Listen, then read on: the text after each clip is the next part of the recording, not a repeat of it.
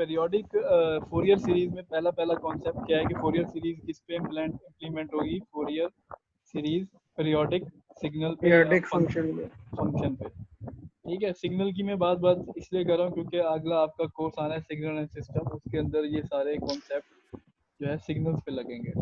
ये इंपॉर्टेंट है चीज़ें ताकि आप नेक्स्ट सेमेस्टर के लिए तैयार हो।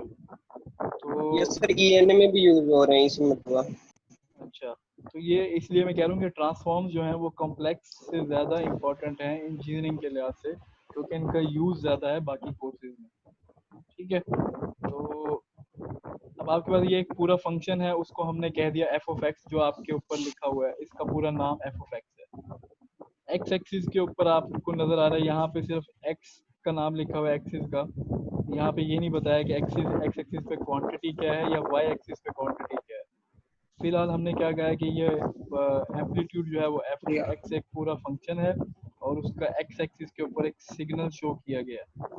अब ये सिग्नल देखो, आपको ये सेम नज़र आ रहा है कुछ इंटरवल के बाद, और जी वहाँ सर। पे हमने उसको फिर पॉइंट आउट कर दिया है उस टाइम को, उसको हमने कह दिया वो पी है। ठीक है, तो जब कभी इस तरह का सिग्नल नज़र आए और वो कुछ टाइम के बाद दोबारा वैसे ही रिपीट हो रहा हो, मतलब उसकी एक्स एक्सिस पे जो पॉइंट है उसके ऊपर वैल्यू वाई एक्सिस पे उसके साथ जब आप मैच करोगे पिछले किसी पॉइंट से तो वो सेम होगी। समझे मेरी बात? मतलब मैं कहता हूँ कि अगर मैंने 0 पे देखा ये सिग्नल जो है वो 1 था, तो फिर मैंने इसको 3 पे देखा तो ये सिग्नल दोबारा 1 था। जी सर। अगर मैं एक्स एक्सिस पे नंबरिंग कर दूं तो मतलब 0 सेकंड पे या 3 सेकंड पे, तो दोनों जगह पे जब सिग्नल 1 है तो इसका मतलब है वो 0 से शुरू हुआ है, अगर वहां पे 1 था तो 3 से वो दोबारा शुरू हो गया, वहां पे 1 है। समझे बात? जी सर। मतलब है कि ये सिग्नल पेरियोडिक है, या इसको फंक्शन को हम कहेंगे ये पेरियोडिक फंक्शन है जिसका पीरियड क्या है? पी है। अब ये पी जो है ये भी कैलकुलेट किया जाता है। अब अगर ये सिग्नल जो है वो फर्ज करो 3 सेकंड के बाद दोबारा रिपीट हो रहा है तो इसका पीरियड क्या होगा? 3 सेकंड होगा। जी सर। ये बहुत बेसिक कॉन्सेप्ट है जो हम स्टार्ट कर रहे हैं। ये आगे ज़्यादा थोड़े से टिपिकल होते हैं लेकिन बहुत ज़्यादा मुश्किल नहीं होते अगर आप इंटरेस्ट लोगे, इतने मुश्किल नहीं है ये चीज़ें, और बल्कि जो है ज़्यादा आपको इंटरेस्ट होगा इन चीज़ों में, ये आपके इंजीनियरिंग से ज़्यादा रिलेट है। तो फिर हम इसकी डेफिनेशन फार्मूले के तौर पे देख लेते हैं कि F of X plus P is equal to F of X. ये एक पेरियोडिक फंक्शन का आप कह सकते हो कि फार्मूला हम कह सकते हैं, जिसमें पी जो है वो उसका पेरियोडिक जो है टाइम पीरियड है, पीरियड उसका टी है।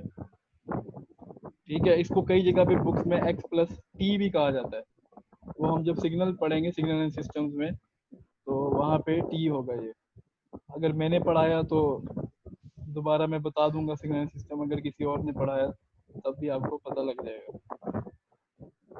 ठीक है, तो अच्छा, अगर इसमें हमारे पास पीरियड, क्योंकि आपके पास एक की बजाय ज़्यादा भी हो सकते हैं, तो हम उसको n के साथ मल्टीप्लाई कर देते हैं p को, तो एन पी भी कह सकते हैं। और फिर इसमें एक और चीज़ है जो कॉन्सेप्ट है बेसिकली, यहाँ पे साइन और कॉस दोनों है। ठीक है, साइन और कॉस वैसे होते क्या है? साइन क्या होता है? वाई एक्सिस होता है, और कॉस क्या होता है? एक्स एक्सिस होता है। ठीक है, ये याद रखना है हमेशा। तो ये जो 1 2 3 करके पॉइंट लिखे हुए हैं इनको देख लेना, मैं वैसे ही ओवर व्यू पूरा करता जा रहा हूँ। तो ट्रिग्नोमेट्री बेसिकली इन्वॉल्व है इन सब चीज़ों में, साइन और कॉज बहुत ज़्यादा इन्वॉल्व हैं। वो आपको हमेशा उनके फार्मूलाज जो पुराने मैथमेटिक्स में एफएससी वाले हैं वो थोड़े से दोबारा गो थ्रू भी करने पड़ेंगे। तो आपके पास अब यहाँ पे एक फिगर आई हुई है, नजर आ रही है फिगर सामने, उसमें आपको नजर आ रहा है कि जी पहला सर। वाला एक है। अच्छा, हमने यहाँ पे एक पीरियड फिक्स किया है 0 से 2 पाई। ठीक है, 0 से 2 पाई कॉज एक्स अगर आपने बनाना है तो आप कॉज एक्स की फिगर देख सकते हैं, कॉज 2x बनाना है तो आप उसकी भी फिगर दे सकते हैं, फिर cos 3x बनाया हुआ है। इसमें अगर मैं एंगल में आपका कोफिशिएंट जो नंबर है उसकी जो क्या कहते हैं अरिथमेटिक नंबर है उसकी वैल्यू जब बढ़ाए जा रहा हूँ तो आपको नजर आ रही है कि वेव जो है वो सिकुड़ रही है, की फ्रिक्वेंसी मतलब ज़्यादा हो रही है अगर मैं इसको फ्रिक्वेंसी में देखूँ तो। इसी तरह अगर जी आप सर। साइन में देखें तो साइन में आपके पास पहला साइन एक्स है, 0 से 2 पाई हमने फिक्स किया हुआ है कि यहाँ पे हमने इसको सिर्फ इसी 0 से 2 पाई में देखना है। तो जब आप साइन एक्स बनाते हो 0 से 2 पाई में, तो यहाँ पे पूरा एक साइनसॉइडल वेव है। जब आपको उसको 2x पे बनाते हो तो वो फिर 2 साइनोसाइडल वेव्स आ रही हैं। जब आप उसको जी 3x सर। पे बनाते हैं तो फिर उसके अंदर आपके पास 3 जो है वो उसके इंटर आ रहे हैं, मतलब कि अगर आप नेगेटिव और पॉजिटिव पे देखो तो 3 उसकी पीक्स आ रही हैं। ठीक है, तो ये कॉन्सेप्ट लेकिन इम्पोर्टेंट इन्वर्स है है cos, जी। लेकिन cos की इन्वर्ट है, यानी कि cos के हमारे पास जहाँ पे पॉजिटिव साइकिल है यहाँ पे नेगेटिव साइकिल है। हाँ, कॉज हमेशा उसके उलट होता है ना, कॉज उसका परपेंडिकुलर है बेसिकली साइन का। कॉज और साइन जो है यस वो सर। वाई और एक्स एक्सिस होते हैं ट्रिग्नोमेट्री टर्म्स में। यस सर, ऐसे ही है। ठीक है, the series to be obtained will be या, जब अगर हम लोग इनको एक सीरीज में लेते हैं, अगर मैं सिग्नल को एक लेता हूँ तो वो क्या बनेगी, एक ट्रिग्नोमेट्रिक सीरीज बन जाएगी। ये सीरीज हम लोग बेसिकली फोरियर सीरीज बनाने की कोशिश कर रहे हैं। ठीक है, फोरियर वैसे एक बहुत बड़ा साइंटिस्ट था जिसके कॉन्सेप्ट अभी तक चल रहे हैं, तो अब तो मर गया है वो, तो लेकिन उसने ये चीज़ें बड़ी कॉम्प्लेक्स बना दी हैं यार। बहरहाल फायदा तो है। ठीक है, तो series to be obtained will be a trigonometric series. उसमें हम देखते हैं कि हम फिर इस सीरीज को एक प्रॉपर कोफिशिएंट के लिहाज से जो है ना हमने डिफाइन किया। इसमें ए नॉट है, इसको कोफिशिएंट कहते हैं, फर्स्ट कोफिशिएंट होता है जो ए जीरो, जीरो उसका जो है आप एन यहाँ पे हम एक लेंगे तो उसमें आ जाता है। तो इसके फॉर्मूला अलग अलग हैं, फिर ए एन के, ए जीरो के, ए एन के और बी एन के। उसके बाद ये सीरीज कंटिन्यू होती है, ए वन कॉज एक्स, फिर बी वन साइन एक्स, फिर A two cos two X, फिर B two sine two X. अब ये जो वन और टू है ये आपकी वैल्यूज जो है वो बढ़ती जा रही हैं, प्लस के बाद इन्फिनिटी है, जीरो से ये इन्फिनिटी तक जाएगी सीरीज हमेशा। ठीक है, तो जब इसको मैं एक मजमूई फार्मूला बनाऊंगा तो सीरीज का फार्मूला, ये 4 नंबर जो फार्मूला है ये सीरीज का फार्मूला है, ए जीरो प्लस समेशन क्या है 1 से लेकर इन्फिनिटी तक। अब ये n की वैल्यू 1 से क्यों स्टार्ट हुई है भाई? ऊपर भी तो हमारे पास 1 से स्टार्ट हो रही है। क्योंकि a जीरो आ गया है ना, n जीरो आ गया है, जो पहला कोफिशिएंट है वो हमेशा इसी तरह रहेगा a जीरो। ठीक है, तो इसलिए हमने नेक्स्ट जो है वो 1 से स्टार्ट किया इन्फिनिटी तक, और उसको हम एक समेशन की फॉर्म में लिख सकते हैं कि a n cos n x plus b n sine n x. ये आपका जनरल फार्मूला बन गया सीरीज का। ठीक है, ये 5 नंबर में इसको हाईलाइट करके बता दिया गया है, 5 नंबर फार्मूला। ठीक है, तो Fourier series of f of x, we shall prove that in this case of the coefficient of 5 are the so called Fourier coefficient of f of x given by the Euler formulas। अब Euler formulas याद है, complex में एक बहुत important आपके पास slide भी है और एक टॉपिक भी है यूलर फार्मूलाज का, आई थिंक 14 चैप्टर में। ठीक है, जी सर। सारी जिंदगी के लिए याद रखो आप, या तो उसकी पिक्चर बना के रखो उसमें मोबाइल में, या फिर उसको याद रखो कि यूलर फॉर्म क्या होती है। ठीक है, बेसिकली ये साइन और कॉस को हम लोग एक्सपोनेंशियल फॉर्म में जो कन्वर्ट करके लिखते हैं वो यूलर फॉर्म है। तो अब हम आते हैं अगली इन चीज़ों पर कि ये ए नॉट, ए एन और बी एन कैसे निकलेगा। ये डायरेक्टली यहाँ पे इन्होंने निकाला हुआ है, इसकी पता नहीं आगे डेरिवेशन, नहीं डेरिवेशन नहीं है, चलो उसको अच्छी बात है कि नहीं है, फिर ज़्यादा दिमाग घूम जाता है आप लोगों का। तो ए जीरो जो है वो किसके बराबर है, 1/2 पाई। 2 पाई यहाँ पे क्या है हमारे पास, पेरियोडिक आपके पास सिग्नल है तो 2 पाई ओवरऑल। ठीक है, तो माइनस पाई से pi f of x d x, ये फॉर्मूला है आपका ए जीरो निकालने का। सही है, ओके सर। ठीक सर। ए एन निकालने का फॉर्मूला क्या है, 1/पाई माइनस पाई टू पाई। ये डायरेक्ट ही है, बस आपने याद रखनी है ये चीज़ें, ये डिराइव कैसे हुए उसमें हम नहीं जा रहे, तो ये आई कैसे हैं ये बस आप उसको छोड़ दो, उनको याद रखना है। ए एन क्या होगा, 1/पाई minus pi to pi f of x cos n d x. ठीक है, ए एन किसके लिए है, कॉस के लिए, और बी एन किसके लिए, साइन के लिए। याद रखने का तरीका है, तो 1/पाई minus pi to pi f of x sine n x d x. Integration है बेसिकली। इंटीग्रेशन जिन्होंने प्रैक्टिस नहीं की वो दोबारा कर लें, क्योंकि यूज़ होगी ज़्यादातर इसमें, ट्रांसफॉर्म में ज़्यादातर इंटीग्रेशन ही यूज़ होगी हमेशा, कहीं पे डेरिवेशन भी आ जाए शायद। तो एक एग्जांपल है, बेसिक सी एग्जांपल है, इसमें एग्जांपल सारी आसान ही होंगी। वो कहते हैं एक पीरियोडिक रेक्टेंगुलर वेव है, गिवन है फिगर 260 पे। फिगर 260 आई है ऊपर कोई, 259। तो फंक्शन हमें गिवन दिया गया माइनस के है, माइनस पाई से 0 ये लिमिट दे दी गई है, और के है 0 से पाए, ठीक है। और उसके साथ क्या लिखा है, F of X plus 2 pi is equal to F of X. ये जो एंड में लिखा हुआ है साथ F of X plus 2 pi is equal to F of X, इसका क्या मतलब है कि 2 पाए उसने हमें बता दिया कि पीरियड है उसका। समझ गए बात यहाँ पे। अगर यहाँ पे कुछ जी और सर। होता 2 पाए की बजाय 3 पाए या 4 पाए, तो फिर वही पीरियड होता, पी मतलब जो है, ठीक है। तो अब हम इसका, उसने पूछा है हमें सिर्फ कोफिशिएंट निकालने हैं, find the Fourier coefficients. Coefficients कौन कौन से हैं, A0 AN और BN, ये जो 6 नंबर फॉर्मूलाज हैं, AB 0 A और B। तो कोफिशिएंट पहला वाला जो है हमारे पास AN और BN दोनों हम देखते हैं। AN के अंदर आप पुट करेंगे 1/पाई माइनस पाई टू पाई, वो फॉर्मूला लिखा है हमने। फिर हमारे पास दो है, बेसिकली दो इंटरवल है ना, तो फिर ये क्योंकि समेशन में था तो ये डिवाइड जी होगा। सर। तो माइनस पाई से 0 की वैल्यू है माइनस के, और फिर 0 से पाई की वैल्यू है के। इंटीग्रेट करोगे आंसर 0 आ जाएगा। इसका मतलब है AN तो मेरा 0 हो गया। हमेशा जब भी कोफिशिएंट निकाल रहे होगे इसमें कोई ना कोई 0 जरूर आएगा, ठीक है। और आपने सॉल्यूशन में देखा पहली लाइन में लिखा हुआ है फ्रॉम 6.0, मतलब जो 6.0 आपका इक्वेशन था, ये इक्वेशन, उसमें अगर आप वैल्यूज पुट करोगे तो A0 भी 0 आ रहा है, ठीक है। अब ये इंटीग्रेशन का गेम रह गया सिर्फ, और कुछ भी नहीं है। आप डायरेक्टली फॉर्मूले में वैल्यूज पुट करो और इंटीग्रेट करो, तो ज़्यादातर इसमें कोफिशिएंट एक या दो जो है वो 0 आते हैं, सिर्फ एक कोफिशिएंट की वैल्यूज आ रही होती हैं, लेकिन वो भी फिर ठीक ठाक कैलकुलेशन होती है। तो AN भी 0 आ गया और A0 भी 0 आ गया। अब बचा साइन वाला कोफिशिएंट BN। फॉर्मूला क्या था, माइनस पाई से पाई, पाई से माइनस पाई से pi f sine of n x. dx। F of x sine n x d x. हाँ, उसमें फिर आपने पुट किया जब इंटरवल, तो माइनस पाई से 0 प्लस 0 से पाई, एक जगह पे माइनस के आ जाएगा और एक जगह पे के आ जाएगा।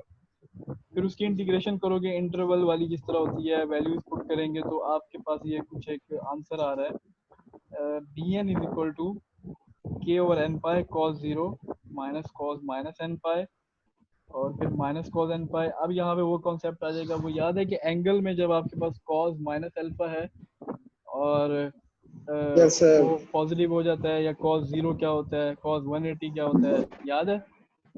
जी सर। वो आप डायरेक्टली कैलकुलेटर पे भी देख सकते हो कॉस 180, लेकिन कैलकुलेटर को फिर डिग्री पे करना, रेडियन की बजाय। ठीक सर। तो पहले since cos minus alpha is equal to, जब कॉस के अंदर एंगल के साथ माइनस हो माइनस तो वो साइन पॉजिटिव हो जाता है। इसी तरह कॉस पॉजिटिव हो 0, जाता है। हाँ कॉस 0 1 होता है। तो इस तरह हमने BN में जो है जो वैल्यूज थी वो आखिर में कैलकुलेट जब ये पुट करके की, तो BN is equal to 2k n pi into 1 minus cos n pi, ठीक हो गया। जब आपने ये cos 0 और cos माइनस अल्फा वाला कॉन्सेप्ट डाला, उसके बाद अगला स्टेप क्या है, cos pi is equal to -1। पता है आपको ये कैसे आया, डायरेक्ट cos 180 जी सर। -1 होता है, ठीक है। यस इसी सर। तरह cos 360 जो है वो 1 होता है, cos 3 पाई मतलब 3 को 180 से मल्टीप्लाई करोगे तो क्या बन जाएगा, जो भी बनेगा 360। बहरहाल वो -1 आएगा, फिर रिपीट हो रहा होता है 180 के बाद, ठीक है। तो इसी तरह हमारे पास एक कॉन्सेप्ट आ जाएगा यहाँ पे cos n पाई के बारे में, कि cos n पाई जब माइनस ऑड n के लिए, जब n की वैल्यू जो है ऑड है 1 3 और 5, तो cos n पाई जो है वो -1 होगा, ठीक है। और जब उसकी वैल्यू n की जो है वो इवन है तो cos n पाई जो है वो 1 होगा। इससे हम लोगों ने जो और कॉन्सेप्ट एक निकाला, राइट साइड पे देखो, तो जब हम 1 माइनस कॉस एन पाई करते हैं ऑड के लिए, तो 1 प्लस 1 क्या हो जाएगा, 2 हो जाएगा। ये देखो -1 यहाँ पे पुट करोगे जब, तो वो 2 हो जाएगा, सही है। और यस सर। जब ये 1 पुट करोगे यहाँ पे तो ये 0 हो जाएगा। ये हम 1 माइनस कॉस एन पाई को ये क्यों निकाल रहे हैं यहाँ पे, क्योंकि हमारे पास ऊपर ये फॉर्मूले में आ गया 1 माइनस कॉस एन पाई। जी सर। समझे बात? तो ऑड नंबर्स के लिए 2 हो गया, इवन के लिए 0 हो गया। एन है ये, एन, ठीक है। तो फिर कोफिशिएंट क्या बनेंगे, b1 क्या बनेगा, 2 है, 2 पुट करो, क्या बनेगा 4k ओवर पाई, ठीक है। b2 इवन के लिए क्या हो गया, 0 हो गया। 0 फिर ऑड के लिए 4k ओवर 3 पाई, फिर b4 के लिए क्या हो गया, 0 हो गया। फिर b5 के लिए क्या हुआ, 4k ओवर 5 पाई। इसी तरह b6 के लिए फिर 0 हो जाएगा। तो इसको अगर आप फिगर बनाओ तो ये कुछ इस तरह की रेक्टेंगुलर वेव, यहाँ पे हमने जो ऊपर बोला गया था figure 2.60, find the Fourier coefficient of the periodic function, जो गिवन था वो ये था। इसके हमने जो फोरियर कोफिशिएंट हैं वो निकाल लिए। कोफिशिएंट सिर्फ निकले साइन वाले में, bn में, और वो भी सिर्फ उसके ऑड में, b1 b3 b5 वगैरह। बाकी उसके b2 b4 भी 0 हो गए, ठीक है। ये एक बहुत ही बेसिक और डिटेल्ड एग्जांपल थी जिसको मैंने आपको एक एक स्टेप के साथ समझा दिया। आगे मैं नहीं समझाऊंगा आपको, ही वो खुद करने पड़ेंगे, ठीक है। क्योंकि ये चीज़ें पुरानी हैं, जो कॉज वगैरह ये सब आप लोगों को पता होनी चाहिए। सिर्फ फार्मूलाज हैं, Fourier series, Fourier transform, Laplace, इन सब में सिर्फ फार्मूलाज हैं। और जब पेपर वगैरह होते हैं तो इनके पूरी पूरी फार्मूला शीट गिवन भी दी जाती है, अगर बहुत ज़्यादा हो जाए तो फार्मूला, ताकि स्टूडेंट जो है वो इजीली फिर पेपर में इम्प्लीमेंटेशन कर सके। आपका काम सिर्फ क्या है, इंटीग्रेशन और कुछ ट्रिग्नोमेट्रिक कॉन्सेप्ट, बस, ठीक है। वैसे ये इतने मुश्किल ठीक नहीं है है, सर। फार्मूलाज का थोड़ा कॉन्सेप्ट का गेम है फार्मूलाज, ठीक है। तो ठीक है आखिर में सर। थोड़ा और उन्होंने सॉल्व किया है तो आंसर आ गया है जी। 8 में देख लो 4k over pi sine x, और फिर उसने दो और उसमें टर्म्स में डिवाइड कर दिया उसको। तो ये फर्दर जो है बहुत ज़्यादा अगर आप करना चाहते हैं तो उसको और ज़्यादा सिंप्लीफाई करते जाते हैं, सही है। आखिर में जो आंसर आया वो बेसिकली π/4 आया हुआ है। जितना सिंप्लीफाई जो भी कॉन्सेप्ट हैं, जितने मैथमेटिक्स के अगर लगाते जाते हैं तो ये चीज़ें और सिंप्लीफाई हो जाती है।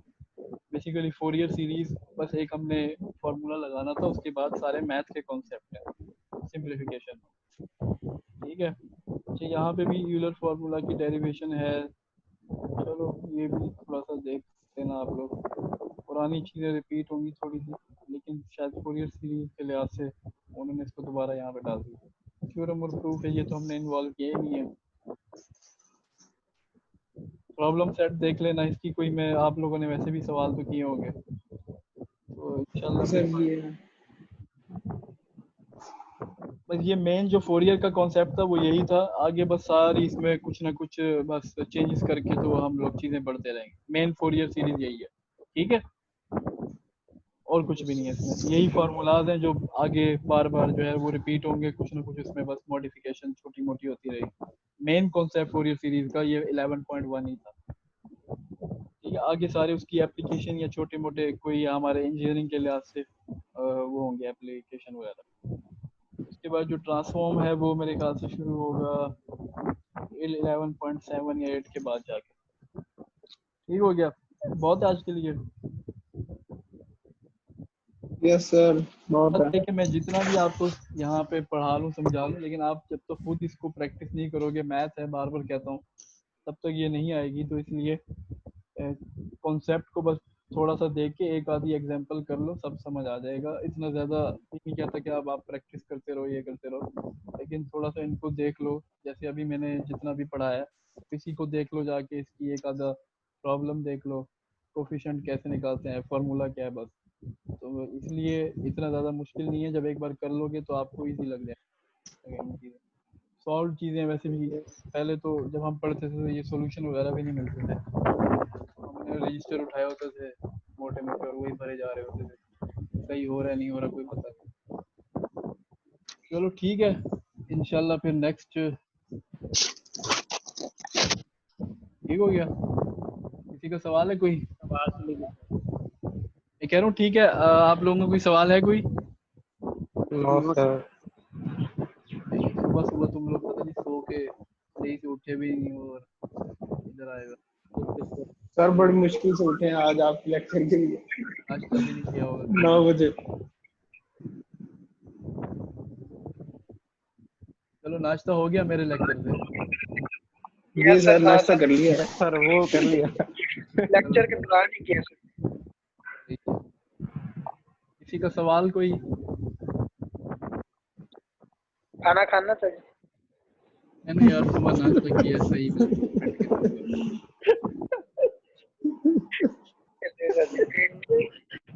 नौकरी करते हैं, नौकर लोग हैं तो सुबह नाश्ता करके नौकरी पे आना, क्या करें। आप बताएं क्या हालात है घर पे? सबके सब खैरियत है? बीमार शिमार कोई जी सर। आपके रिलेटिव वगैरह सब कोरोना वगैरह तो नहीं है? आजकल तो वैसे थोड़ा कम हो गया। सर हो गया एक को। इसको हो गया सर, रिकवर करके सारे। क्या हुआ सर है? लाहौर में हुआ है मेरे एक रिलेटिव को।